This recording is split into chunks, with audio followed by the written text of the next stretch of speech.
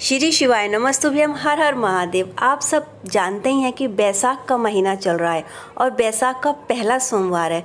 पूज्य गुरु जी ने अपनी सभी कथाओं में बेल फल की बहुत ही ज़्यादा सराहना की है। बेल फल की महत्ता को हमेशा गुरु जी बताते रहते हैं। यदि बैसाख के महीने में बेल फल से उपाय किया जाए तो हमारा ऐसा कोई भी काम नहीं है जो ना बनता हो। पूज्य गुरु जी की कथा सुनकर बेल फल का यह उपाय मैं आपको बताने जा रही हूँ। कृपया उससे पहले आपसे प्रार्थना है, बाबा की कृपा आप पर बनी रहे। कृपया वीडियो लाइक कीजिए, चैनल सब्सक्राइब कीजिए और बेल आइकन बटन ज़रूर प्रेस कीजिए। यदि आपका कोई काम अटका रहता है या धन धान्य की कमी है या कोई काम बनता नहीं है तो आपको इस वीडियो में 2 उपाय बताने जा रही हूँ। ये दोनों उपाय बेल फल से ही करने हैं। आपको स्क्रीन पर बेल फल दिख रहा है, ऐसे आपने एक बेल फल को ले लेना है और बेल फल को घर ला करके आपने उसको बिल्कुल ध्यान से धीरे धीरे तोड़ लेना है। तोड़ करके उसका गुर्दा अंदर से निकाल लेना है। अब आपने इस गुर्दे को धूप में रखकर सुखाना है। किसी प्लेट में इसे रखिए और धूप में सुखा लीजिए। फिर उसे अग्नि में जलाकर उसकी भस्म तैयार करनी है। अब इस भस्म को आपने बारीक कपड़े से छान लेना है। आपको बिल्कुल मुलायम भस्म प्राप्त हो जाएगी। अब इस भस्म को आपने सोमवार के दिन एक दिया लेना है और एक जल का लोटा लेना है और थोड़ी सी भस्म लेनी है। आपने बेलपत्री के वृक्ष के नीचे जाकर उस भस्म को चढ़ाना है अपने मन की मनोकामना कहते हुए, जो भी आपके मन की मनोकामना है, और दिया जला देना है।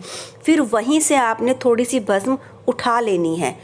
चढ़ाने के बाद थोड़ी सी भस्म उठा लेंगे और फिर आप सीधे ही शिव मंदिर जाएंगे। वहाँ से घर नहीं आएंगे, सीधे शिव मंदिर जाएंगे। शिव मंदिर जाकर सबसे पहले आपने जो भस्म ली है अपने मन की मनोकामना कहते हुए, अब इस समय आप माँ पार्वती का नाम लेते हुए उस भस्म को शिवलिंग पर अर्पित करेंगे। ध्यान रहे माँ पार्वती का नाम लेना है। और फिर आपने जल के लोटे को अर्पित करना है शिवलिंग के ऊपर। उस भस्म के ऊपर आपने चढ़ा देना है मन की मनोकामना बोलते हुए। पूज्य गुरु जी कहते हैं ये ऐसा सटीक उपाय है, यदि आप बैसाख के महीने में सोमवार से इसे शुरू करते हैं और फिर आने वाले दिन में 5 सोमवार पूरा करते हैं इस उपाय को, तो आपका ऐसा कोई भी कार्य नहीं है जो कि पूरा ना हो। भोलेनाथ और माँ पार्वती की कृपा से वह आपका असंभव कार्य भी संभव हो जाएगा। बस पूर्ण और श्रद्धा और विश्वास से आप इस उपाय को करिए। एक उपाय मैं दूसरा और बताने जा रही हूँ, वह भी भस्म का ही उपाय है। उसके लिए आपको क्या करना है, आपने शाम के समय जाना है शिव मंदिर और आपने पहले बेलपत्री के पेड़ के पास जाना है।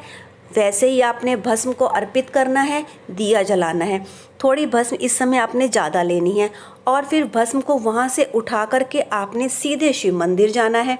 शिव मंदिर जा कर के अब आपने भस्म अर्पित करनी है पार्वती माता का नाम लेते हुए शिवलिंग पर। इस समय आपने जल का लोटा नहीं चढ़ाना है। जी हाँ, जल का लोटा आप नहीं चढ़ाएंगे।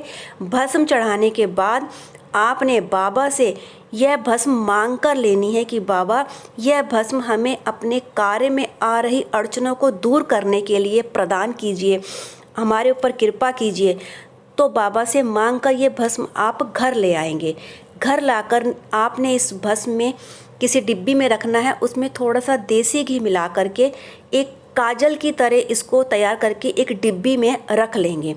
पूज्य गुरु जी कहते हैं जब आपका बच्चा परीक्षा देने जाए या आप कोई ज़रूरी काम से बाहर जाएं और वह आपका काम अटक रहा हो तो इस भस्म को या तो छोटा सा तिलक अपने माथे पे लगा लीजिए, माथे पे नहीं लगा सकते तो कलेजे पे, अपने सीने पे इस तिलक को लगा करके श्री शिवाय नमस्तुभ्यम का जाप करते हुए आप घर से निकल जाइए।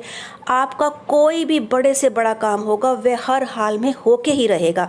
ये इतना सटीक और सरल उपाय है। पूज्य गुरु जी की कथा सुनकर मैंने आपको बताया। यदि आपको अच्छा लगा तो कृपया वीडियो लाइक कीजिए, चैनल सब्सक्राइब कीजिए। हर हर महादेव।